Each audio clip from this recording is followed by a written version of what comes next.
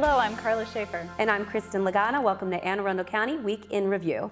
Today we'll tell you about a food drive that isn't about the usual canned goods, and we'll tell you why Maryland Live will be hopping this month. But first, making headlines. We have 3 new hires to tell you about in county government. Now these are faces you'll probably see a lot of in the community, so we wanted to introduce you first. County Executive Laura Neuman announced the additions this week, and here they are. Karen Cook has been named the Chief Administrative Officer. This position is the second in command to the county executive. Now, Cook comes from Anne Arundel Community College, where she served as director of the Legal Studies Institute. She has a law degree from California Western School of Law and used to be the legislative aide to Councilman Bill Mulford, who is now a county judge. Welcome aboard, Karen. Next up is Julie Masag. She joins the staff as a special assistant to the county executive. She will initially focus on organizing and supporting the Office of Community and Constituent Services. Now, you may recognize Julie because she served as legislative assistant for Delegate Herb McMahon in the General Assembly and has been active in Eastport in many ways, including the Eastport Civic Association. Julie has an MBA from, that's right, Karla, University of Michigan, go Blue. Go Blue. Which leads us to the 3rd new hire, Ashley Ricker. Ashley, last but certainly not least, is a Hanover resident who will represent parts of North County, such as Pasadena. She has a bachelor's degree in political science from Clemson University, go Tigers. She has worked for House of Delegates Minority Leader Tony O'Donnell, and she is no stranger to politics. Folks up in Pasadena are going to be seeing a lot of her at the community meetings, so please say hi to her. Now, if you have a constituent request, you can reach Ashley at 410-222-1241 or at aricker@aacounty.org. Congratulations to all of our new colleagues in county government. Lots of big changes. Yes, lots of big changes, yes. Kristin. And Karla, welcome to co-hosting with me on the show for the first time. Thank you. I like it. Redhead's taken over. It's the ladies' review, like we discussed last summer, right? That's right. I like it. This is going to work just fine. Somehow we had some foresight. That's right. Well, Kristin, the moment we've all been waiting for is here, or some of us have been waiting for. The table games are now open for business at Maryland Live. Woohoo! And all of that activity around the mall this weekend, yep, that's what it's all been about. On Thursday at midnight, 122 games went live, from poker to blackjack to craps and much, much more. The casino now has a lot more to do than just slots. It will be interesting to see just how popular these games are. Kristin, because Maryland Live already is the most successful casino in the state, bringing in more than $1 million a day before all these games went live. In fact, as we head into the budget season for the county, the casino has already exceeded projected revenue to local government by $2 million with 2 months left to go. Maryland Live will bring in an estimated $18 million for public safety in Anne Arundel County this year, and officials are estimating more than $20 million will be coming in the next year. Wow. Yeah. That's a lot. Yes. Now, I asked Tracy when she was co-hosting a couple weeks ago, we were talking about table games, and I asked her if there's anything that she played, and she said she didn't really gamble. Now, how about you? Yeah. Do you like any table games? I don't really gamble. I'm not that good at it, let's be honest. Maybe I could play some blackjack. That's not that hard. Blackjack's fun. What about you? I like roulette. Okay. I do like blackjack a lot.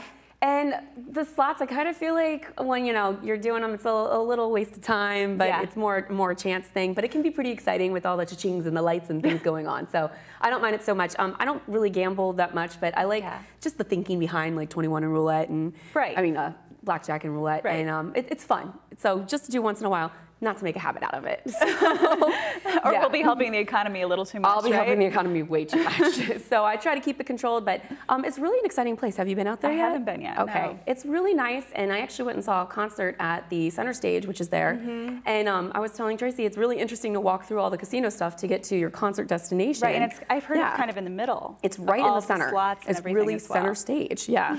And it's a really great place. We had lunch, dinner at Bobby's Bistro, which is Bobby Flay's Burger Palace. Yeah, Burger Palace is what it's called. Best hamburger I've ever had. Yeah. And I love Five Guys. I mean, you know, it's a good job. But this place was delicious, and I really can't stress enough, you know, going there, visiting all the other new restaurants that are around. It's a cool experience, and it's right here. And maybe we'll see you performing. Oh, I'd love that. Center stage. Yeah, that would be so casino. great. Yeah, I like the way you think. Well, folks, our first heat wave hit, and it was amazing. So what's a great thing to do when the weather is nice? Go to the farmer's market, of course. And this week's Community Spotlight, Lisa Barge, is here with a report on the upcoming season. Lisa. Today we are at Good Luck Farm and we're here with Barbara Davis. Barbara, thank you so much for having us out today. I'm glad you could come, Lisa. Thanks. And it's great to see you. We don't see much of each other over the winter, but when the season starts up, we get to see each other every week now. So Barbara and her husband Ray are produce vendors and they own Good Luck Farm, and they have invited us into their greenhouse today to give us a sneak peek of what they're going to have for sale at the market on Saturday. Now, Saturday is opening day at the Anne Arundel County Farmers Market. It's located at the corner of Harry Truman Parkway and Riva Road, and we're going to take a look now and see what they're going to have available. So do you want to show us some of the plants that you guys will have for sale at the market on Saturday? Yeah, the early market has a lot of herbs. We have some basil and some rosemary, sage, thyme, oregano, and you can see on this table there's all different sizes. And then we'll have some early vegetables like chard, Swiss chard, and some eggplants and lettuce and rhubarb and some early strawberries. So we'll have some things to sell at the market this weekend. Great. So if you're looking to start a garden or maybe do some container gardening, please come by and check out Ray and Barbara at the market. The market is also a seasonal producer-only market. Do you want to tell us, what does producer-only mean? All the vendors at the market are producer only, which means they have to grow or produce their own produce. They can't go out and buy it somewhere and then bring it to the market to resell. Right. So what you're going to find there is what's in season. You won't find oranges there. You won't find peaches in April, things like that. It's what's in season. So your early season vegetables are like your greens and your turnips and this type of thing. And then in the summertime we'll have more corn, tomatoes, watermelons, cantaloupe, that type of thing. So, like you said, as the season progresses, you'll get more produce into the mix at the market. This market is Anne Arundel County's largest market. It's going into its 32nd year, and I think at peak season they have approximately 44 vendors at the market. This Saturday, I think they're expecting about 30 vendors. So what can we expect? What can your customers expect to find at the market from some of the other vendors at this time in the year? Right. Of course, we're going to have the plants and herbs and all that kind of stuff. But we have people who make bread and pastries and that. And we have some artisans, pottery person, and we'll have eggs, meat, people who sell jams and jellies, honey products. We have a beautiful candle maker there. Just a very wide variety of products. And I understand you have a new cheese vendor this year, too. Yes, so that's we great. do. We have cheese, and I think they make 4 different kind of cheeses. Yeah, and it's good. I've tasted it. So, so it's going to be a lot going on at the market on Saturday. It's kind of like a one-stop shop. So come on out and check the market out and buy some local produce or some plants. Barbara, I want to thank you for having us out to take a tour of the greenhouse today. And I want to remind our viewers that the Anne Arundel County Farmers Market is opening on Saturday, April 6th from 7 a.m. to 12 noon. Please stop by and see everyone. And if you're interested in agriculture and want to learn more about farmers markets, you can visit our website. That's www.aaedc.org. Or you can join our Facebook page, Anne Arundel County Farmers Market. So I want to leave you with one thought, and that's to remember, if you want to get fresh, you got to buy local. Thanks, Lisa. That's like they say, Karla, that you should think globally and shop locally. There is so much local grown produce and craft items to choose from what was produced right here in Anne Arundel County. And I understand we were talking on break that you feed your daughter a lot of vegetables and fruits you put in the blender. Yeah. So do you hit up the farmers market a lot? I would like to. Okay. Is it open now? Yep. I've seen the signs for it. Farmers market. I work right by there. Yes. The Annapolis Farmers Market. So Yes. I'd really like to get there because, we make a lot of, she loves squash, butternut squash in particular. Me too. She loves her fruits and veggies. So. Oh, that's important. And it's good, because she'll go right to eating vegetables and not even think twice about it. Exactly. That's great. Now, folks, we here at Week in Review believe that the children are our future. Teach them well and let them lead the way. In this week's Recreation and Park Spotlight, Carolyn Ryan has another report on the Kids at Hope program in Annapolis. Carolyn. We are down here in Annapolis, and we are working with Kids at Hope, bringing hope to the Annapolis and Anne Arundel community. I'm here with Rick Miller, who is the founder and president of Kids at Hope and also the chief treasure hunter. We'll get to that in a moment. And Sasha Lipchenko, who is the director of the Annapolis Youth Services Bureau, which is part of the Community Action Agency. Very good. I knew I wasn't going to get that right. So, Rick, tell us a little bit about being the chief treasure hunter and about Kids at Hope. Well, Kids at Hope began as a research project in 1993. We were trying to better understand why some kids do well and some kids struggle. And we were really curious about kids who came from the most at-risk situations who were still succeeding. So there was something happening in their lives, even with all these at-risk conditions in their life, there was still something happening that allowed them to overcome those obstacles and challenges and make contributions to society. So that's what we began to study, the difference between at-risk and at-hope. Very good. And how are we implementing Kids at Hope in Annapolis and Anne Arundel County? Well, we have developed a steering committee made up of members from the school system, from Parks and Recreation and Parks, from just the community, Children's Museum, Anne Arundel County Community Action Agency. And as a steering committee, we have tried to guide and bring training to the school system and the community, and bringing the whole idea of making this a Kids at Hope community together. Good. Now, it is being implemented in several of our schools. And how is that going in Anne Arundel County right now? It's going wonderful. And the importance of modeling Kids at Hope is that for a long time, a very long time, we have modeled the fact that some kids do well, some kids do average, and lots of kids don't. And so those models already exist. What Anne Arundel is doing, their schools, their community organizations, their departments, we're creating a new model, a model that demonstrates to the rest of the world that all kids can succeed, no exceptions. And that model doesn't exist, and Anne Arundel and Annapolis and their organizations have committed to developing that model and showcasing it for the rest of the country, hopefully the rest of the world.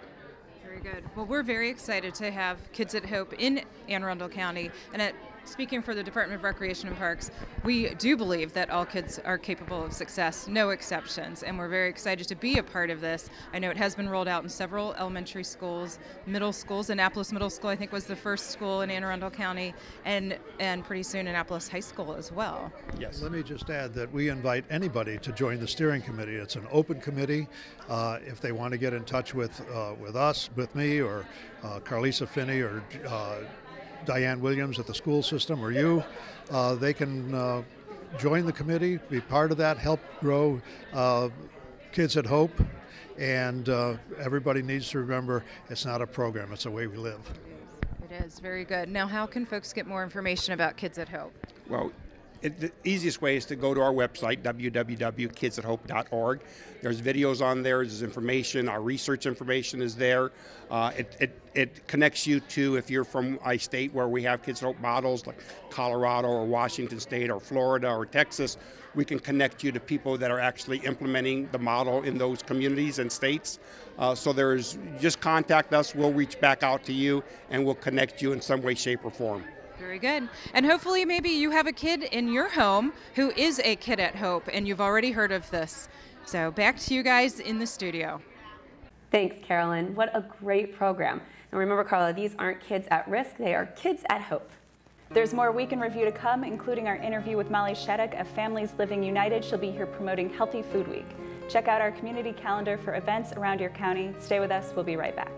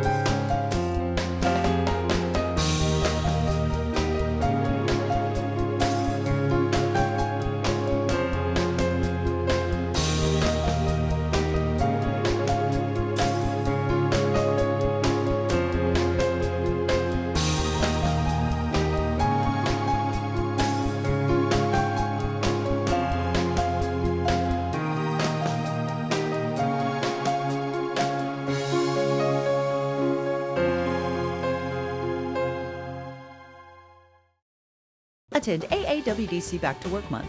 Over 60,000 jobs are available in our region. Network with employers and attend free workshops designed for entry-level, mid-career, and seasoned professionals. Register today and get the competitive edge. Welcome back. With us today we have a special guest. Ms. Molly Shattuck is here from Families Living United, and we're here to talk about Healthy Food Week. Molly, thank you for being on the show. Thank you for having me. It's Absolutely. so exciting to be here. Yeah, so May 3rd through 11th is Healthy Food Week. Yes, it's Families Living United Healthy Food Week. It's part of our Access to Healthy Food initiative. Very good. And we are so excited this year because once again we're involving the county execs from all over Central Maryland, and we're so thrilled that Laura Newman is joining us this year, along with Mayor Stephanie Rawlings-Blake and our Governor, Martin O'Malley. And Healthy Food Week, what does that mean? Yeah. We are conducting food drives, healthy food drives throughout Central Maryland. So we have numerous churches, businesses, organizations, and schools collecting healthy food items for the people in Central Maryland who desperately need it. More than 320,000 people in Central Maryland are actually food insecure. And so what that means is they're not sure how they're going to feed their families 3 meals a day. And so quite often they're living on processed, packaged, and fast foods. And a study was done a couple of years ago by the University of Maryland and Hopkins and other terrific institutions. And what they found was there was a significant increase in the number of cases of diabetes, cardiovascular disease, high blood pressure, as well as instances of obesity, and all linked back to food. And so 2 years ago, we said we need to do something about that. And I became Healthy Food Ambassador. Wow. And we created a program called the Access to Healthy Food Initiative.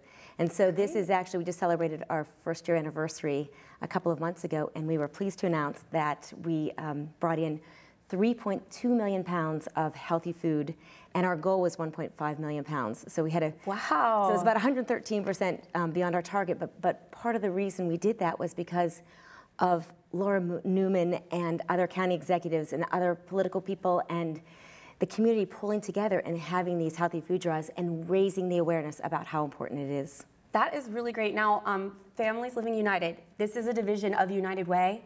Yes, it Okay. is. It is. And I had started a program several years ago at a company where I was involving kids from a very young age and up to volunteer and creating these opportunities that you wouldn't necessarily have, because a lot of the homeless shelters and other organizations, you have to be 16. And so I said, let's change that. My kids were really little, and I said, let's do something about that. And so United Way came to me and said, you've been doing this for several years at this company. Can you come and do it with us? So we create, Families Living United creates volunteer activities for families with kids of all ages. Oh, wow. And so some of our activities, actually one of the activities is happening during our Healthy Food Week, and that is a volunteer harvesting event where we actually go out to a farm. It's First Fruits Farm in northern Baltimore County, and we are planting tomatoes and peppers that day. Oh. And then we'll go back, volunteers will go back a couple of months later and harvest that, and harvest broccoli, cauliflower, you name it, spinach, lettuce, and we do it, and then that food goes directly to people who need it. Wow. So Molly, for the residents out there that really want to donate some healthy foods, what kind of foods are you looking for, and where can they drop those foods off? That's a great question. Drop-off locations in Anne Arundel County, public libraries have been our blessing. They did it last year. They are stepping up and doing it again this year. So there will be boxes marked in the public libraries, and I'm sure you'll keep announcing through Facebook and your other social media ways of communicating with people. So public libraries, any Coldwell Banker office location, you can drop off food, as well as on May 11th, as part of Stamp Out Hunger across the nation, postal carriers will actually pick up food donations at any residential mailbox. That's amazing. I know. And what I like about this is that, you know, a lot of times you hear about people having food drives, but you've got a real focus on the healthy aspect of it. Now, what are some of the traits or the pillars that we were talking about earlier that you really encourage with all of these events that you do? Okay, great. I will, before I answer that, because I definitely want to answer that, I want to answer your question, which was what kind of food yeah, that's right. We talked about it's great. veggies, or is it just pantry items? So we are, for this specific drive, if your company wants to get involved and host any kind of a healthy food drive, we will help them with that, whether it's perishable or non-perishable items.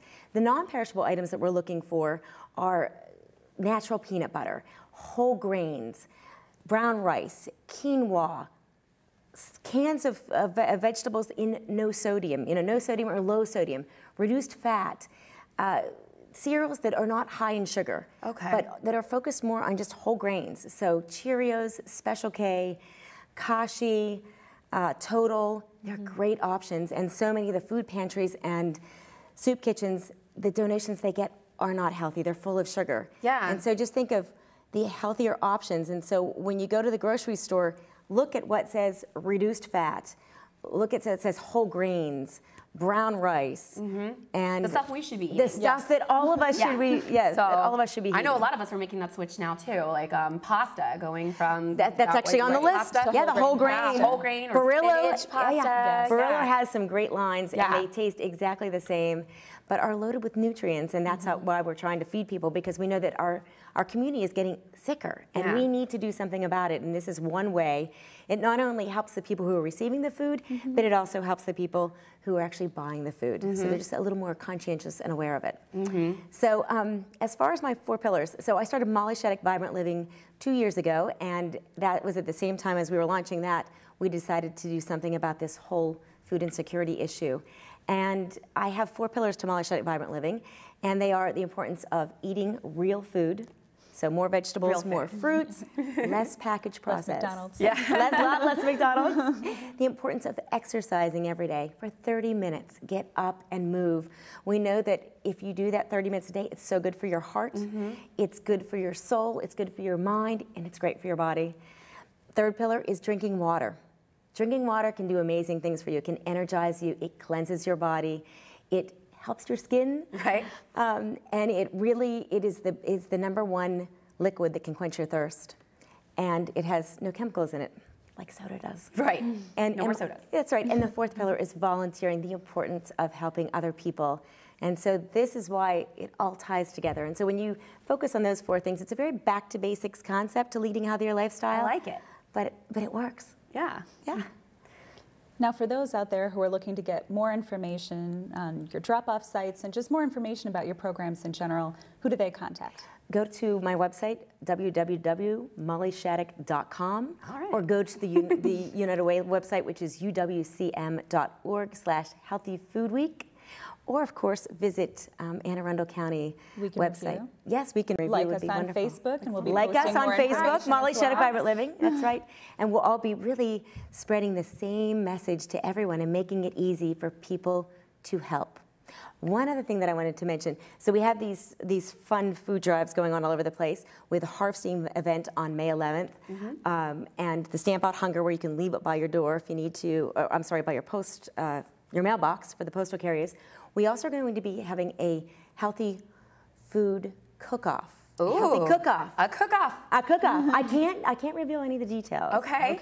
But County Executive Neuman is pretty excited about this, and so there'll be more details to come. Very nice. But again, we want to raise the awareness about how important it is for us to help our community with the #1 most basic need, which is feeding people food, and doing it in a healthful way. And so, absolutely, and I think that we could all stand and learn something from that too. I mean, we're collecting healthy foods for people that need it, and maybe we're taking a closer look at what we are actually eating and what we're practicing. It's so correct. Yeah, absolutely. That's great. Well, we will definitely be pushing this initiative on our Facebook pages, and definitely something that we want to all get behind. I like that what people donate goes directly back to the area. Yes, that's actually a good point. I'm glad you brought that up, because we have all of Central Maryland focusing on this. And the food that's collected in each of the areas stays in the areas. That's great. So for Anne Arundel County, the Anne Arundel County Food Bank will get it, local shelters like Lighthouse Shelter, other organizations who need it. And so we have a pulse on who needs the food right now, and so the food stays local. I like so you that. really are helping your neighbors in a true sense of the matter. I think it's a great program. It's something that we should all get behind. Get out there and donate some food, healthy food, and also take a few tips from Molly, incorporate them into your everyday lifestyle. We want to thank Molly for being on the program today. Thank you so much. Thank you for all you're doing. Oh, you're so welcome. It's my pleasure, and I will be sure to actually give you the healthy food list so you can post that as well. Oh, great. I could stand to look at that too. I think that this will be use it as our grocery list. Yeah, That's right. That's exactly right. Use it. Check it off and check out. Being Italian, I'm probably going to buy some of those pastas for the food drive. That's good. We'll take them. We'll take them. It's the perfect. Very good, right? Well, folks, don't move anywhere. We'll be back with more Week in Review. How you doing? My name's Steve. My family's lived in this neighborhood for years. Recently, things got so tight, we had to go to our local food bank for help. I lost a lot of sleep worrying about what the neighbors might think. That is until I saw them there, too. How'd I do, Steve? A little stiff. You could have done a little better. What? Come on. You know, I have an Academy Award. Yeah, but not for playing me. Play a role in ending hunger. Visit feedingamerica.org/hunger and find your local food bank.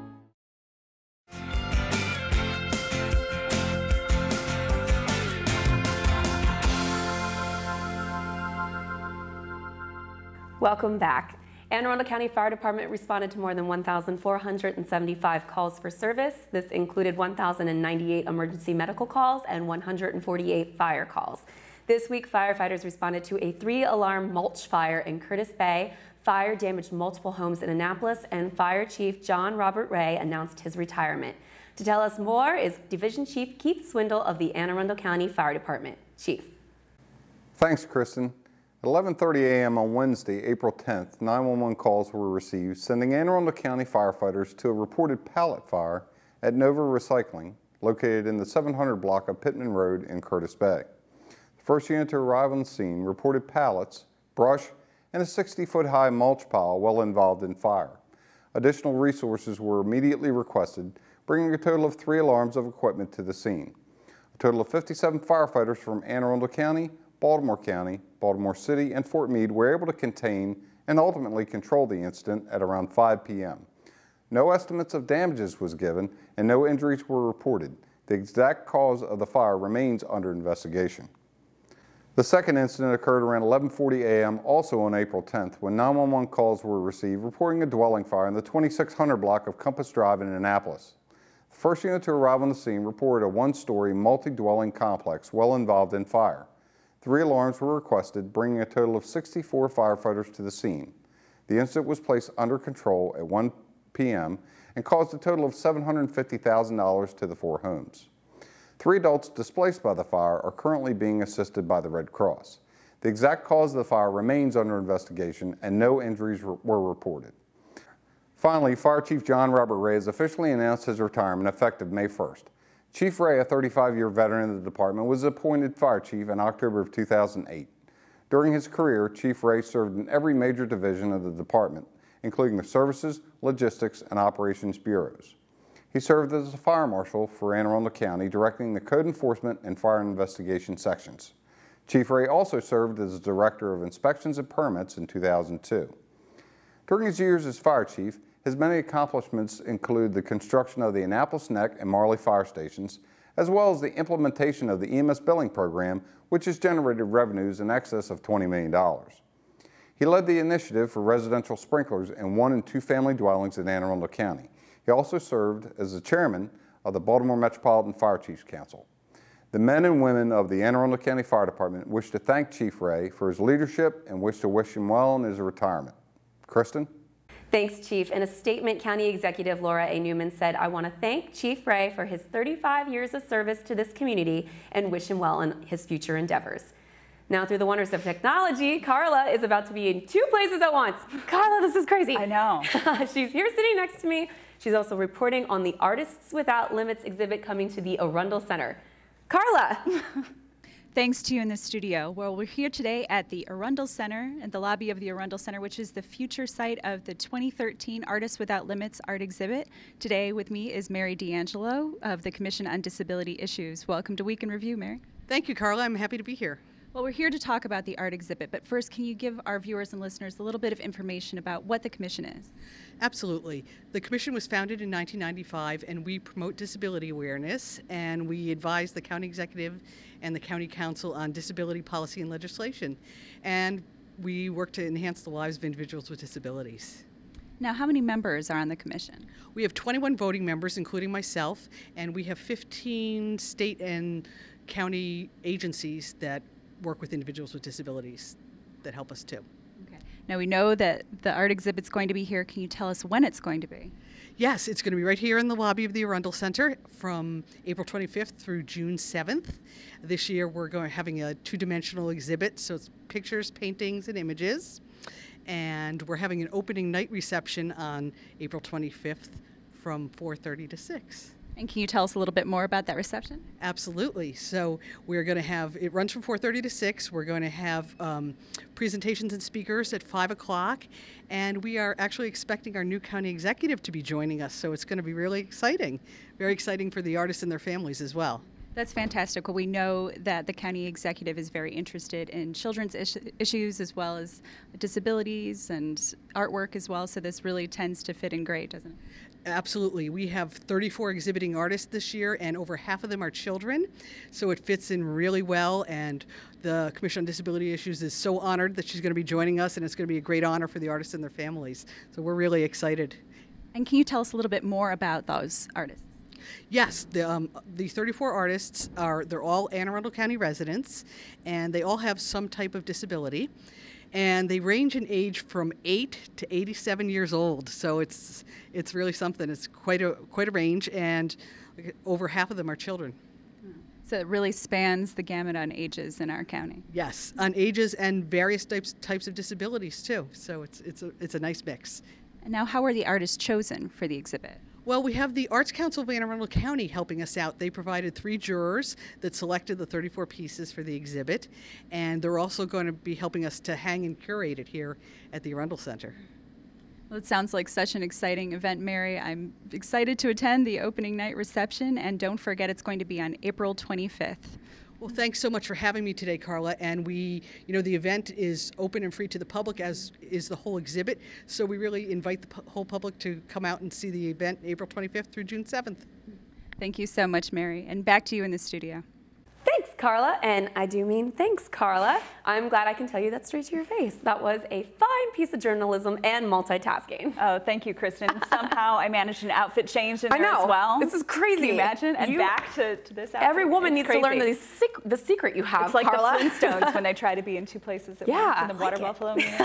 I know what you're talking about. That's crazy. It was a good episode. Yes. All right, back to the news. On April 8th, 2013, at approximately 5:45 p.m., officers from the Western District responded to the 1500 block of Crownsville Road in Crownsville for a report of 2 men fighting. Additional information was relayed to the police indicating one of the men was armed with a knife. Joining us now is Public Information Officer Justin Mulcahy with more details on the investigation. Justin? When officers arrived, they separated the 2 men and recovered the knife that was believed to have been used in the incident. The investigation revealed that the suspect became enraged as he was looking for his roommate to give him a ride home from his place of employment, only to find that his roommate was already at home. It was learned that the suspect arrived home and began assaulting this 40-year-old roommate. According to the victim and at least one independent witness, the suspect pulled out a hunting knife and threatened to stab or cut the victim. The victim then attempted to flee when the suspect threw the knife at him 2 separate times, missing both times. Responding officers arrived and arrested the suspect. It was determined that the victim sustained a small laceration on his forearm at some point during that incident, but refused medical treatment. The suspect was charged with attempted second-degree murder, first and second-degree assault, reckless endangerment, and related charges. That suspect is Jeremy Earl Johnson, age 38, of 1578 Crownsville Road, Apartment B in Crownsville, Maryland. We're going to move on to our second incident. That one took place on April 10th, about 6:16 in the morning. Now, that's when officers from the Northern District responded to the Mikey's restaurant located in the 1200 block of Crane Highway North in Glen Burnie for an attempted robbery of the business there. Now, officers arrived on scene and learned that the male suspect, who was armed with a firearm, entered the business and confronted an employee. The male employee began to fight with the suspect, taking the firearm from the suspect during a struggle, ultimately striking the suspect with the firearm repeatedly. The suspect then fled the restaurant and headed south on Crane Highway. The weapon was recovered on the scene. Several officers canvassed the area but were unable to locate that suspect, and the investigation is ongoing. Suspect in this case is described as a black male in his late 20s to early 30s with a heavy build and dreadlocks, last seen wearing a black hooded sweatshirt with a white t-shirt underneath, along with black pants. Now, folks, as always, if you have any information on the crimes or suspects we mentioned on the show, don't hesitate to call, email, or text your tip to Metro Crime Stoppers hotline. That number is available 24 hours a day, toll-free at 1-866-7-LOCK-UP, or you can text message MCS plus your message to crimes at 274-637. Also visit the website at www.metrocrimestoppers.net. Remember, phone calls are not recorded and callers remain anonymous. You might also be eligible for a cash reward of up to $2,000. Back to you. Thanks, Justin. Well, we always like to go from crime to fun, so here it goes. The festival season has begun, and the Parole Rotary Club has the first entry of the spring. It's the Naptown BarBayQ, and it's the weekend of May 4th and 5th. Last year, the event raised over $30,000 for charities that benefit kids. It's at the county fairgrounds in Crownsville, and it has, of course, a barbecue, competition, games, music, and tons of fun. And did we say it's a festival, Kristin? We're talking about 30 bands. 30 bands. Wow. And remember, it's for a good cause, and we'll have the organizers of the show on next week for all the details. Tickets are only $10, and parking is free. For more information, go to www.barbayq, that's BarBayQ.com. Okay, everybody, well, it's time for Last Laugh. Karla, this is my favorite time of the show. I know. Last Laugh. This is our segment where each week we pick a viral video, usually something that's really funny, and this week's entry has 2 million views in only 2 days, so it's super popular, and you're about to find why. It's called Simply How Animals Eat Food. Roll it, Chuck.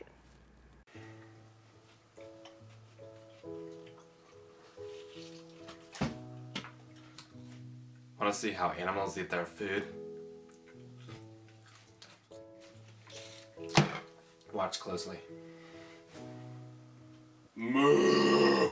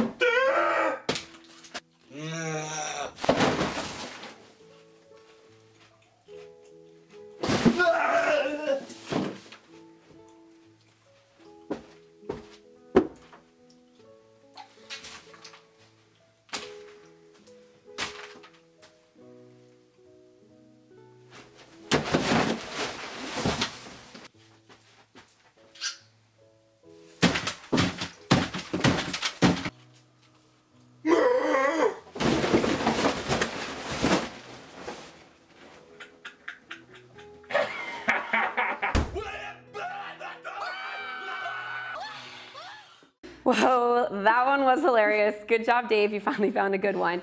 Extra points for the sippy cups. I mean, sippy cups are just funny. And you've got some experience with sippy cups we have lately. Sippy cups at our house. Yes, lots of sippy cups with the new little one. I gotta say, my favorite animal, I think, out of that whole thing was the T-Rex. Yes. I liked the T-Rex. I always laugh about, I love dinosaurs, I do. And the T-Rex is just such a funny guy. They always make fun of him all the time with big head, little arms. We just had my sister's birthday party. Oh. And I did it themed as a little kid's dinosaurs thing. Well, so that should be for big kids too. I love it. Dinosaurs as a kid. I do too. And just the other night, I caught Jurassic Park in 3D. How was it? It was really good. It was fun and exciting and a little bit nostalgic to see Jurassic Park in the movie theater again. Yeah. But I have to say I wasn't that impressed with the whole 3D aspect of it. No. Nothing really wowed me. And there's really not much you can do. The movie was shot in what, like 94, 95? Yeah, it's about 20 years old now. Yeah. So the thing is you weren't shot in a 3D camera. You can't really do too much with it after the fact. There were no T-Rexes coming out at you. No, it wasn't like really? Avatar where I was sitting there going, whoa, trying to catch things. It wasn't like that. There were some cool parts they did with some of the plants in the scene that was just really sharp and it looked like it was coming out at you. But as far as like the dinosaurs and everything goes, I wasn't as impressed as I wanted. I wanted that T-Rex is right in front of you feel, and I didn't get it, Karla. I didn't get it. Yeah. So what else is going on? The weather has been so warm this week. So warm. Unbelievably amazing. What have you been up to? Well, you know, it's so funny because once we had that weather switch, everyone was saying if anybody complains about how hot it is, We I had will smack snow, you. what, 3 weeks ago? Yeah, everyone was complaining about the snow, and now it's warm, and people were complaining about how hot it is. I love it. I love warm weather. I just need to get everything in proper preparation because I'm not ready right now. These feet aren't ready for flip-flops, Karla. I need to get a pedicure immediately. But after that, I'll be ready to go for the warm weather. How about you? Are you a warm weather, cool weather fan? Yeah, I am. Well, I do want spring to come back just a little bit because I feel like we skipped over it, and I really I'm the same love way. spring. I like that 60, 70. That's my place. And everything's gorgeous right now. All the trees are in bloom. Yes. So, yeah, we've been at the park pretty much every night this week, fun. hanging out at the swings. I like that. And, So pretty out, but so deadly to my allergies. I know. Last week was brutal. Yeah, it was. It was. And all the folks that are making it down to DC right now, and they're beautiful pictures of all the cherry blossoms. Yeah. It's just amazing. I'd really like to get down there. But yes, it's a gorgeous time of year. People are starting to get that pool ready. I'm excited about that. Yeah. I'm excited for some crabs. Yep, love cracking into some crabs. Any other summer fun stuff you're looking forward to with the baby? Yeah, just kind of hanging out. Yeah. I'm gonna teach her. She was in the pool a little bit last summer, but she was really young at the time, so I'm gonna teach her to swim this summer. Been hanging out on the deck this week, just kind of, hanging out more outside, really going for walks. She went to a petting zoo last weekend. What was her favorite? Not the little pig, because it kind of nibbled on her finger. Oh. That really did not go well with Lena. No, but she liked the bunnies quite a bit. There were some baby bunnies. They're soft and they really don't bug anybody. So yeah, I just pet them. And they were all baby animals. She's totally fine. Viewers and listeners out there, I don't think the pig had much in the way of teeth. Maybe just that much. Now, something I saw at the county fair petting zoo that I loved, and I have to ask you if they had it there, was the tortoise. Did they have? Oh, I love watching the tortoise because they're faster than I think. I'm like, whoa, look at that thing go. It's crazy, but that's so cute. I'm glad Lena had a good time. And I had a great time with you today. I hope you come back and host soon. Yeah, I'll be here next week. Oh, good, very good. All right, well, we'll have Karla back, and that wraps up this week's edition of Week in Review. You can watch this episode online anytime at www.aacounty.org. Archived episodes are available at flip.tv and YouTube. You can also subscribe to the free video podcast at iTunes or like us on Facebook at Arundel TV. Please tune in again next week for more highlights, news, and last laughs from around your county.